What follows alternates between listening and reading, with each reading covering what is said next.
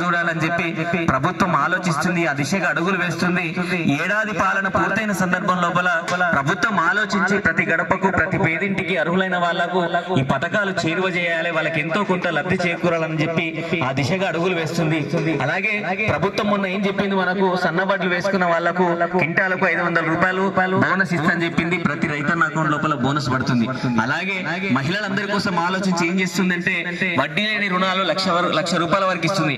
ఆ 1,00,000 రుణం తీసుకొని మనం చిన్న ఉపాధి మార్గాన్ని ఎంచుకొని చిన్న షాపో ఏదో పెట్టుకుని గొప్పగా బతికేందుకు వీలుగా ప్రభుత్వం ఆలోచించి వడ్డీ లేని రుణాలు ఇస్తుంది.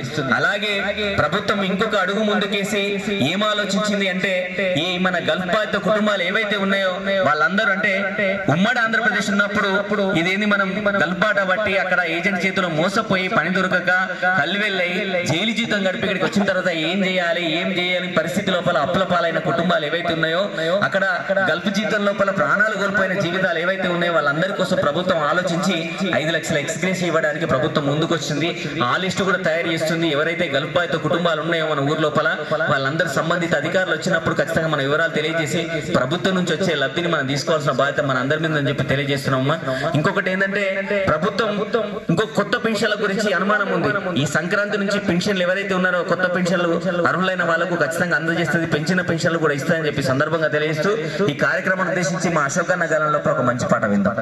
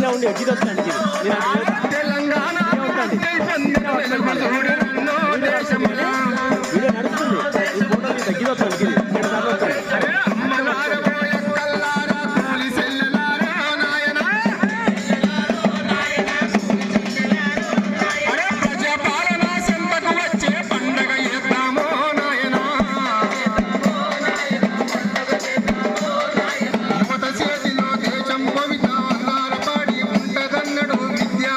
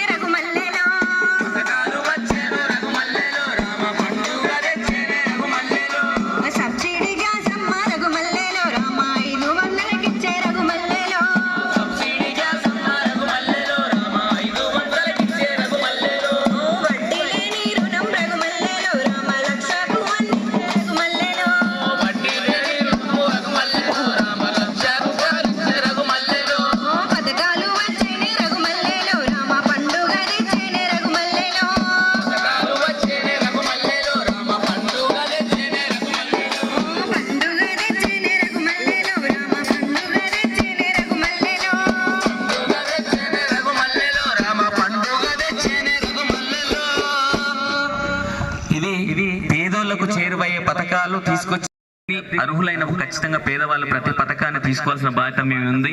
ఇంకా ఏవైనా పథకాలు రాలి వాస్తవంగా మనం వివరాలు ఇచ్చినా రాలేని వాళ్ళు ఎవరైతే ఉన్నారో పంచాయతీ సెక్రటరీని కలవాలి, కలిసి ఏ వివరాలు ఇచ్చింది ఏంటి అనేది మనం దరఖాస్తు చేసుకున్నప్పుడు ఏంటి అనేది ఖచ్చితంగా తెలుసుకొని మనం మళ్ళా అప్లై చేసుకోవాలి. మొన్నటిదాకా కుటుంబ సర్వే లోపల కూడా మనకు ప్రభుత్వం ఏదైనా లబ్ధి వస్తుందా, ప్రభుత్వం నుంచి ఉద్యోగం వచ్చిందా, మనకు ప్రభుత్వం నుంచి ఏ పథకం వస్తుంది, ఏ పథకం వస్తలేదు వాళ్ళు వివరాలన్నీ రాసుకున్నారు. కాబట్టి ఖచ్చితంగా ప్రభుత్వం నుంచి అర్హులైన పేదలకు ప్రతి పథకం ప్రతి ఇంటికి చేరువైతుందని చెప్పి సందర్భంగా తెలియజేస్తూ ఈ కార్యక్రమం ఇక్కడ నిర్వహించడానికి సహకరించిన మన పంచాయతీ సెక్రటరీ గారికి, మన కారోబార్ గారికి, పంచాయతీ సిబ్బందికి, నిన్న రైతన్నలకు, అన్నలకు, ప్రతి ఒక్కరికి, తల్లులందరికీ పేరున కృతజ్ఞతలు తెలుపుతూ ముగిస్తున్నాం. థ్యాంక్ యూ, ధన్యవాదాలు.